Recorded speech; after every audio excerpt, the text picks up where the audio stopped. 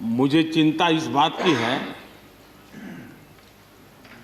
कि गुलाम नबी जी के बाद इस पद को जो संभालेंगे उनको गुलाम नबी जी से मैच करने में बहुत दिक्कत पड़ेगी।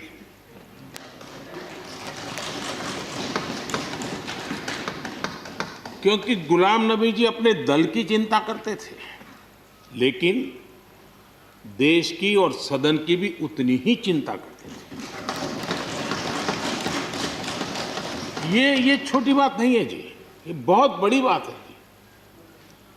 वरना अपोजिशन के लीडर के रूप में अपना दबदबा पैदा करना, ये सब मोह किसी को भी हो सकता है, लेकिन उन्होंने सदन से, मैं शरद पवार जी को भी इसी कैटेगरी में रखता हूं, वे सदन की और देश की चिंता को प्रायोरिटी देने वाले नेताओं में से रहे। गुलाम नबी जी ने बखूबी इस काम को निभाया है। मुझे याद है इस कोरोना काल में मैं एक फ्लोर लीडर्स की मीटिंग कर रहा था, तो उसी दिन गुलाम नबी जी का फोन आया। तो मोदी जी ये तो ठीक है आप करते हैं, लेकिन आप एक काम कीजिए, सभी पार्टी लीडर्स की मीटिंग जरूर बुलाइए। मुझे अच्छा लगा कि उन्होंने पार्टी लीडर्स के साथ, सभी पार्टी अध्यक्षों के साथ बैठने का मुझे सुझाव दिया, और मैंने उस मीटिंग को किया भी। वो गुलाम नबी जी के सुझाव पर किया था, और मुझे कहने में, यानी इस प्रकार का संपर्क, और उसका मूल कारण है कि उनको दोनों तरफ का अनुभव रहा है, सत्ता दल का भी और विपक्ष का। 28 साल कार्यकाल, ये अपने आप में बहुत बड़ी बात होती है जी। बहुत साल पहले की बात है, शायद अटल जी की सरकार होगी, मुझे याद नहीं रहा। मैं यहाँ सदन में किसी काम से आया था, मैं तो तब राजनीति में नहीं था, यानी ये इलेक्टोरल पॉलिटिक्स में नहीं था, मैं संगठन का काम करता था। तो मैं और गुलाम नबी जी ऐसे ही लॉबी में गप्पे मार रहे थे।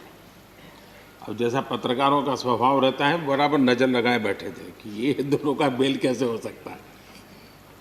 हम हंसी खुशी से बातें कर रहे थे, तो हम जैसे ही निकले तो पत्रकारों ने घेर लिया। गुलाम नबी जी ने बहुत बढ़िया जवाब दिया था, वो जवाब हम लोगों के लिए बहुत काम आने वाला है।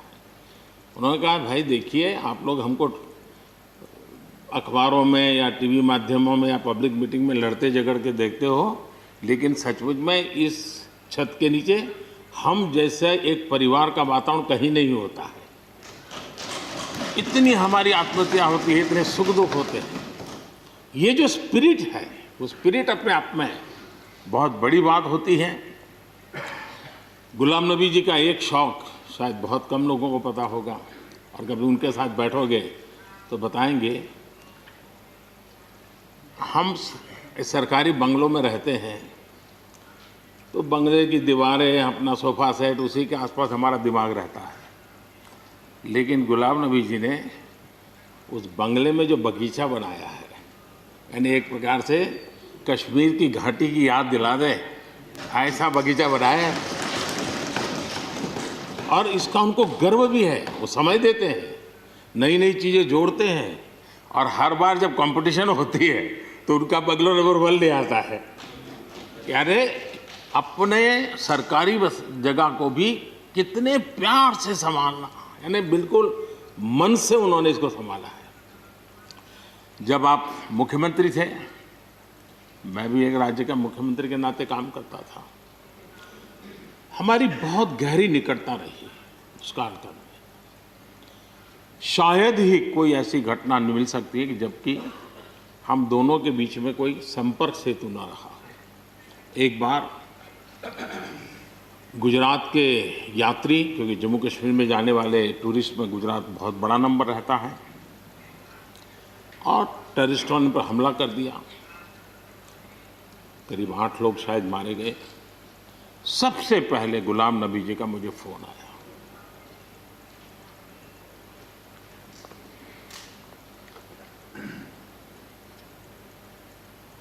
और वो फोन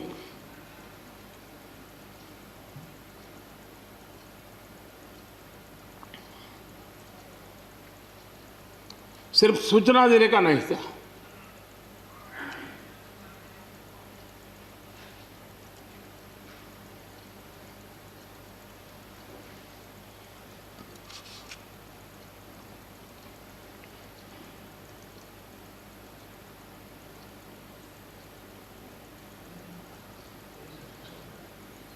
उनके आंसू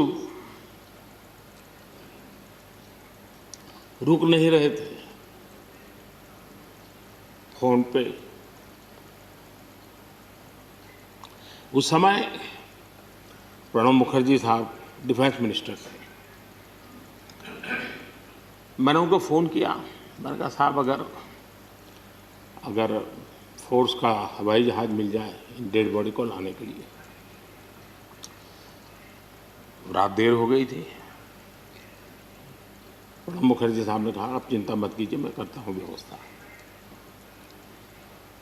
लेकिन रात में फिर गुलाम नबी जी का फोन आया। वे एयरपोर्ट थे।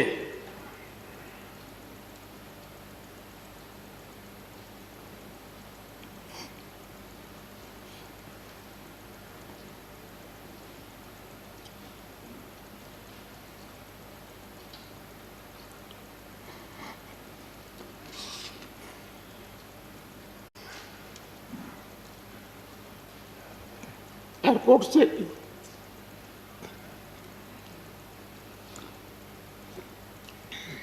उन्होंने मुझे फोन किया और जैसे अपने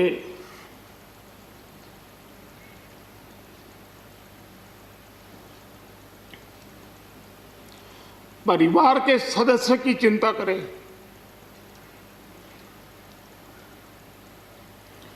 वैसी चिंता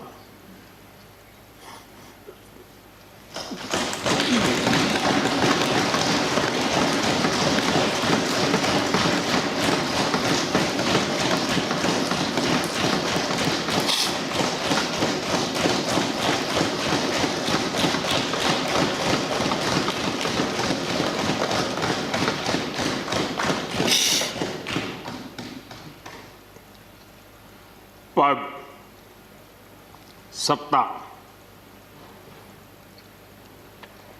जीवन में आती रहती है, लेकिन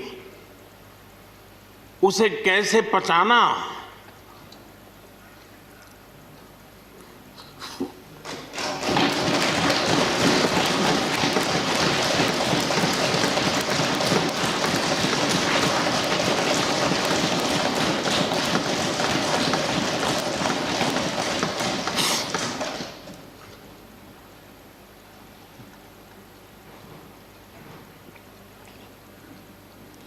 मेरे लिए बड़ा भावुक पल था।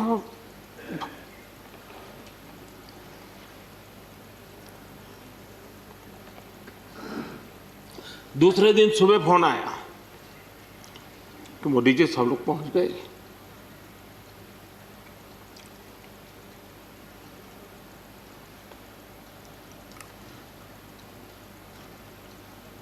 इसलिए एक मित्र के रूप में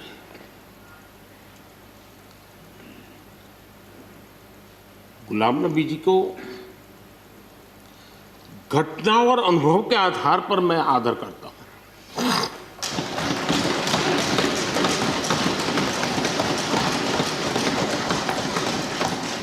और मुझे पूरा विश्वास है कि उनकी सौम्यता, उनकी नम्रता, इस देश के लिए कुछ कर गुजरने की उनकी कामना, वो कभी उनको चैन से बैठने नहीं देगी। और मुझे विश्वास है कि जो भी दायित्व जहां भी वो संभालेंगे, वे जरूर वैल्यू एडिशन करेंगे, कंट्रीब्यूशन करेंगे और देश उनसे लाभान्वित होगा। ये सब मेरा पक्का विश्वास है। मैं फिर एक बार उनकी सेवाओं के लिए आदरपूर्वक धन्यवाद करता हूं और व्यक्तिगत रूप से भी मेरा उनसे आग्रह रहेगा कि मन से मत मानो कि अब आप इस सदन में नहीं हो। आप के लिए मेरे द्वार हमेशा खुले, इन चारों माननीय सदस्यों के लिए खुले हैं।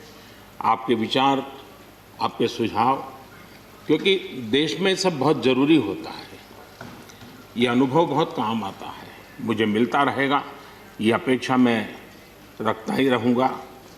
आपको मैं निवृत्त होने नहीं दूंगा। फिर एक बार बहुत शुभकामनाएं, धन्यवाद।